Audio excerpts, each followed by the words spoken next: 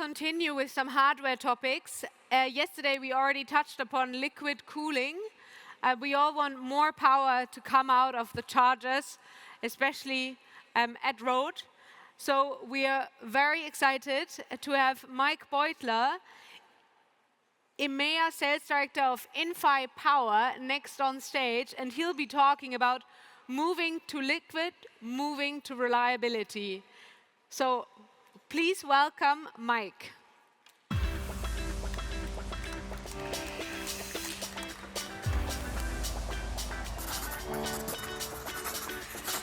Good morning.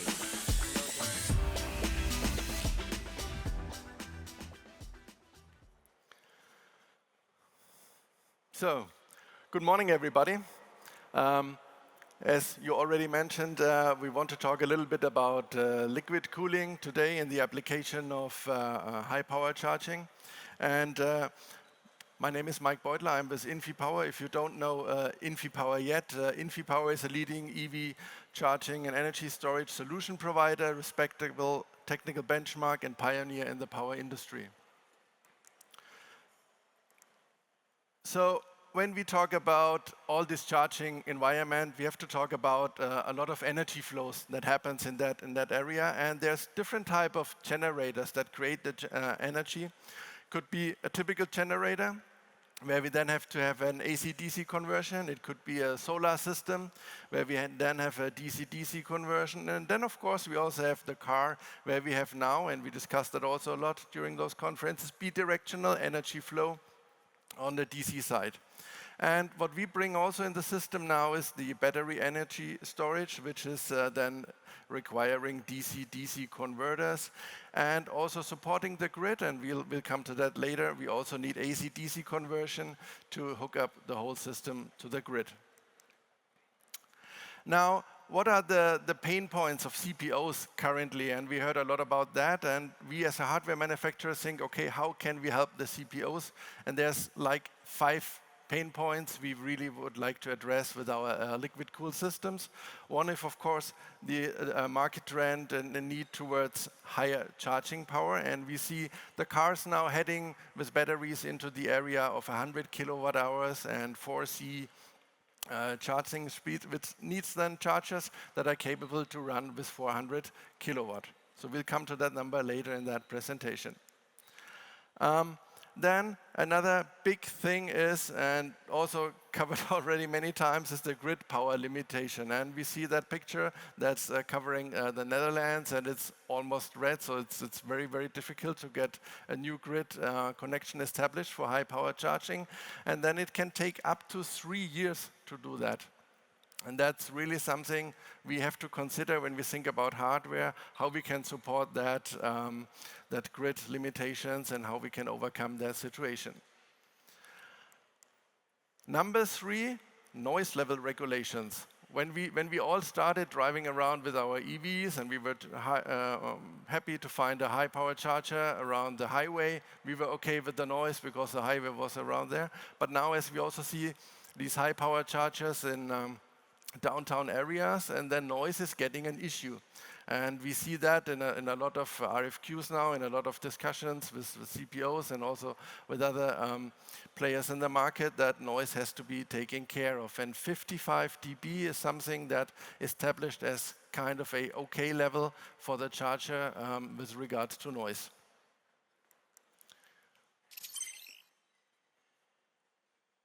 Okay, now, not sure if that will work, but let's see.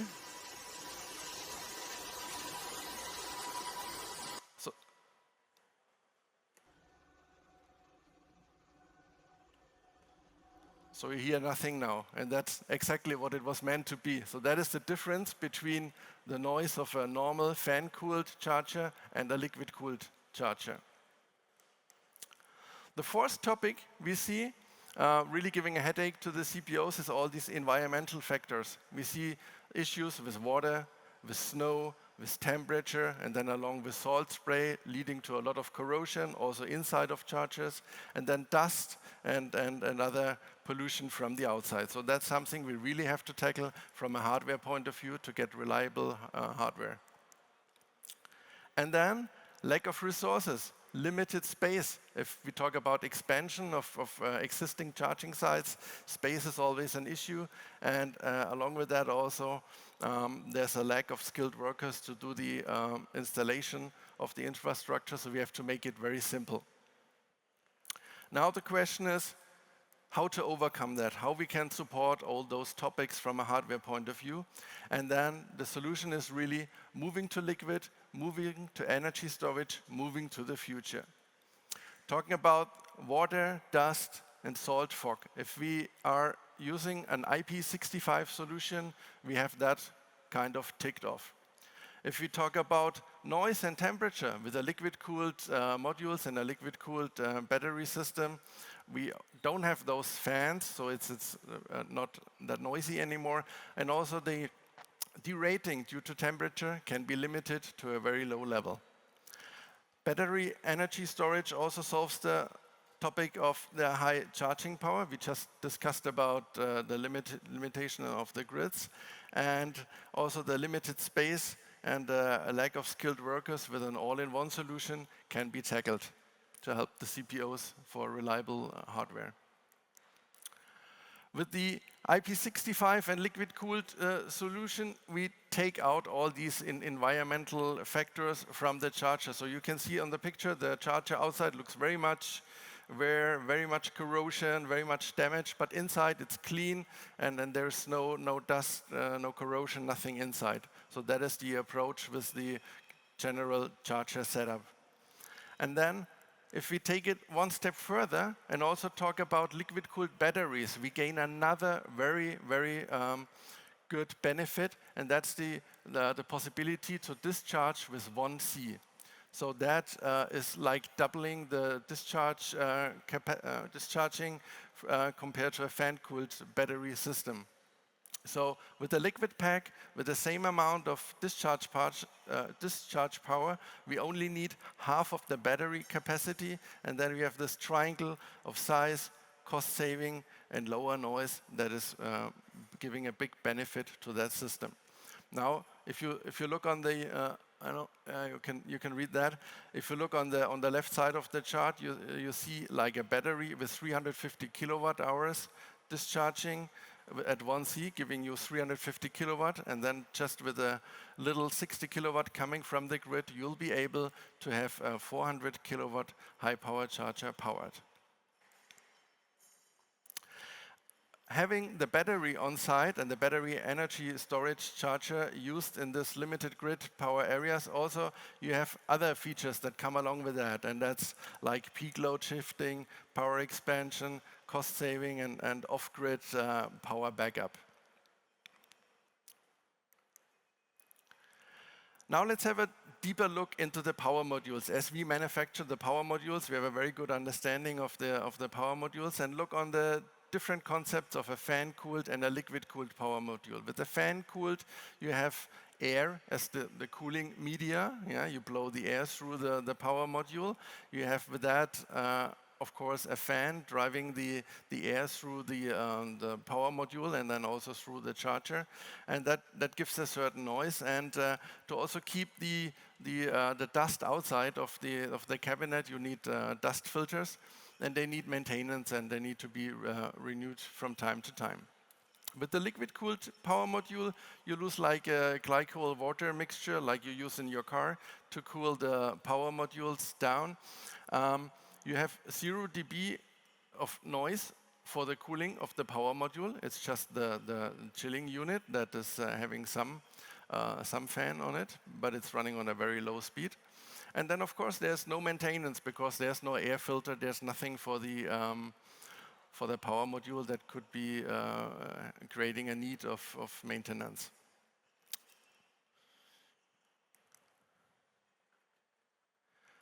So we take this like building blocks now to create our solution. And the building blocks are the liquid-cooled battery packs that are having a size of 43 kilowatt hours. Then along with that comes then different types of liquid-cooled power modules, either bidirectional AC-DC or just DC-DC modules. And then we have the dispensers to really have physically the charging cable and everything. And then we have the chilling unit that is doing the heat exchange within the system. So a typical all-in-one solution could look like on the picture. You have 6 charge points with 3 dispensers. You have a battery that that's having a capacity of 350 kilowatt hours. You have a 60 kilowatt grid connection, and then you power all these chargers out of that solution, up to 150 kilowatt per charger, and then you have a switching matrix that can assign certain power limits towards the dispensers. This unit can run pretty independently, so you can have energy management system that's on the unit, that is having all settings if it runs like a portable unit. But you can also, of course, hook it up to existing energy management systems that are on site, along with other already existing hardware, or you can control the whole unit via OCPP 1.6 and then future 2.0. And manage that behavior of that unit. Now I guess you really think, how big is that thing, right? And we have that answered on the next question. This is a really compact size. So the whole unit is 2.8 by 1.4 meter. And if you look on the inside, you see this very modular concept and modular design with the 2x4 battery packs on the bottom, and then on the top you have the power modules, and then on top of that you have the chiller units, and on the left side you have all the controls that are needed to run that system. So pretty compact size, 2.8 by 1.4 meter, and very modular.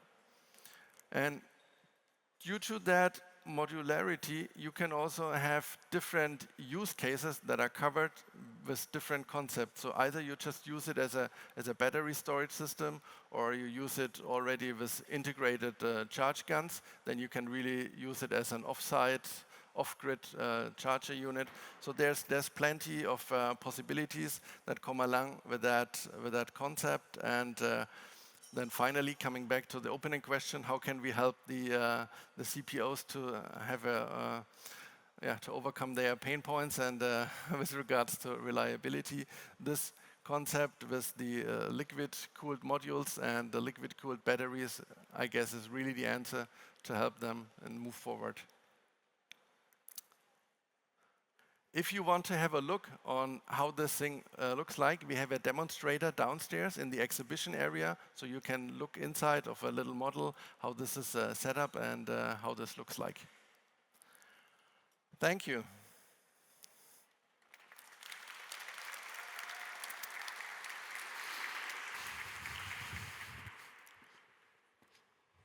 So, thank you, Mike. Thank you so much. Great insights. Let's start a little Q&A session. Of course. First, heading to the audience in-house. Also online. We went through it again. It's not that intuitive, maybe. I first wanted to ask, where are you building these chargers? Are you building them in the EU yet? Do you have like local production sites? So we have a concept saying that the main stuff is produced in China. Yeah. We also have partnered up with a production in Europe now. So we will also build chargers in the future in Europe, also with Eichrecht. So that's key for the German market, of course. And then also sites in the US to build for the US market. So this is a concept that helps very much to tackle certain tax issues and other issues. But you're not doing it yet in the EU and the US? Well, we started. You started. It's running, yes. So you sort of, what kind of capacities do you have, just so I get a sense? Very difficult to answer, because the one side is chargers, the other is modules, so you can't really answer that I see. But are you also looking to, in the EU, for example, you have very different requirements, and also in terms of climate and temperature, and I guess you're cooling, then it makes a huge difference whether you're in the south of Spain or in the north of Finland. Right. So are you going to offer sort of tailored concepts for like each country, or like, you know? Well, the temperature range really from this liquid Yeah. cooled system goes very much down, and also, and that's the bigger benefit, goes very much up. So we're also very strong in in the Middle East market, where we have like chargers sitting in direct sunlight at 40, 45 C temperature, really burning in the sun. Yeah. So and therefore this system is really helpful and helps to avoid like current derating. And are your local, if you build up capacities in the EU, for example, are you also going to help with after sales and like Of course. maintenance? Because Yeah, of course, we have set up our European hub in Munich Yeah. just last year and building up the team there. So that is how we serve the does European an market. hotel also have an office in Munich? A lot of guys now have a office in Munich. But we Working also have a hand in technical hand. department, service department, everything located there. Yeah. So in terms of reliability, we talked about a lot about reliability yesterday. So I guess your charge points are also highly reliable. I dare to not even ask because I'm kind of assuming. So you have a lot of them deployed in China, I guess. Do you have Right. like uptime indicators? Not really. Not really, because this is then again by the CPOs managed and measured, like we had in the Yeah. other discussion before, and not with the hardware manufacturers. But what we can really see is that with our products, we have a very reliable product in the markets where we have, and you said tailor-made. We also made solutions for the certain markets, and it works out pretty well. We are now, if the question comes about availability of this system, we have a lot of them already installed in China, and we will have the first installed right now in Europe also. So they're coming in, they're rolling in, and there's a big pull from the market towards this battery storage system to power up the chargers in this limited grid areas. So where's the one in Europe? Where can we go to try it out? So the first one you will see in France. Any more details for anyone living in France? No. Maybe at a later point if it's public. Yeah. Once it's really there. Yeah. So, so what's sort of the horizon for your European expansion? Like, what are the next milestones that you want to achieve, and where are you headed long term? Yeah, so we are in a lot of exchange with CPOs and also with car OEMs. If we talk about V2G, that has been not part of the presentation, but from a strategic point, this is very important for us, and we are very much involved in all these festivals that are going on to also help the OEMs to make sure that their product works with what's coming from the hardware side. So this is something that is really keeping us busy and is developing also the industry and the market forward. And along with that, this battery topic is just crazy, yeah, how this picks up and The storage. Storage and how the market is pulling for that. Not even for charging application, but also for other applications. Just for battery storage. Yeah. Do you have any strong partners there in Germany already, whom you're collaborating in terms of for battery storage projects? Yes, but I can't announce it yet. So. What a shame. So we have a question from the online space. How often do you have to do operation and maintenance work in this system compared to an air-cooled one? Well, with the liquid-cooled ones, there's no air filters, so you don't have to replace something. It's like your normal maintenance check, maybe that you do anyway on site. You check if the coolant level is still okay, if the physics of the coolant is still okay, like what you do with your car, actually, with the coolant. So that's not that much you have to take care of. But it's not like a regular every 6 months change of an dust air filter like in another cabinet. I don't know if I missed it, and it might be a really stupid question, but how much water goes into a battery storage of? It's a few liters. It's not that much. It's not that much. So power module is like, what was that, 600 cc, like half a liter. Yeah. To what degree does it have to be like cleared and demagnetized and decalcified? Nothing special. It's like what you use in your car. It's not. This is not rocket science. But I guess you don't pour tap water in there. No. It is. Of course, it's purified water, and then. It's purified, but it comes all as a whole. It's a standard what you're using for cooling systems. So to answer the question, it's less operation. Far less, far less. And gives, again, reliability to the system and less downtime. For like from an end consumer perspective, or the person who has to maintain, or how much sort of change in operations does it mean?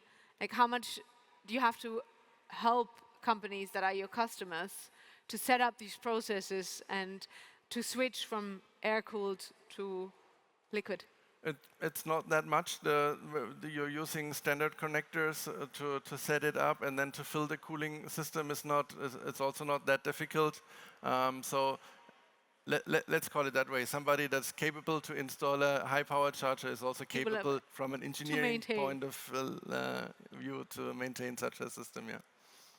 Do you believe, sort of looking ahead a little bit, that liquid cooling is the future and it's going to sort of serve most cooling purposes in the charging market and battery market? In the charging and battery market, I see that this will taking more and more market shares.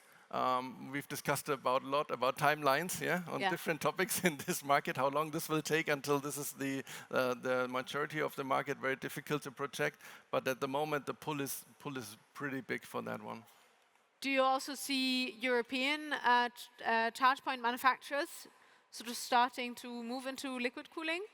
And like, yes, we see that. So the competition is rising, but you're going to be stronger, I guess. Well, I guess we are one of the early ones in that market, and as we do the whole system, starting from the module, which is really the core component of those chargers, I see us in a very good position from the technology and from the manufacturing and from the whole setup there.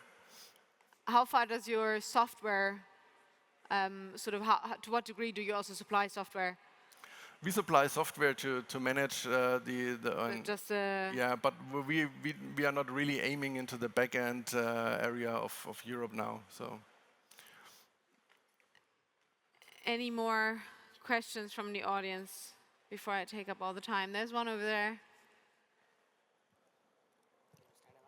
Yeah. Hi. First of all, I'm totally on your side about the future of liquid cooling. Talking about the charging systems, but talking about the INFI solutions, I see that you have lower input power from the grid. That is for sure. It can saving the investment about the power expansion. But do you have any comparison about the investment of EPC? Because I assume that the investment of construction and all the related logistic labor costs would be a little bit higher or not? I don't think the investment will be higher, because I mean, you can do a lot of calculations into that, right?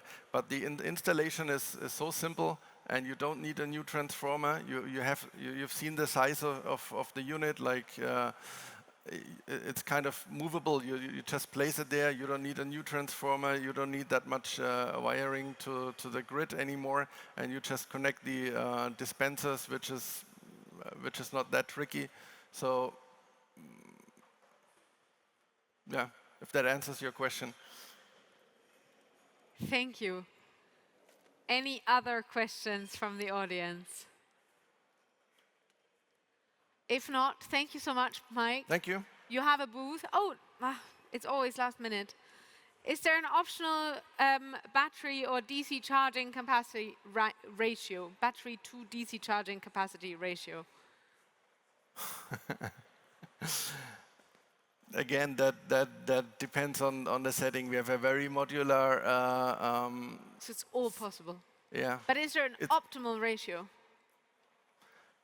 I mean, what we built with this with that kind of standard configuration, with having 350 kilowatt hours battery capacity and then offering 400 kilowatt with 150 kilowatt chargers and or dispensers and a switching matrix for the power, we think that is a good ratio, because it also fits into this unit and gives you a good size to performance ratio. Thank you. So I think that was the last question for this session. So Thanks a lot, Mike. Thank you. And we're going to see you later. Thank you.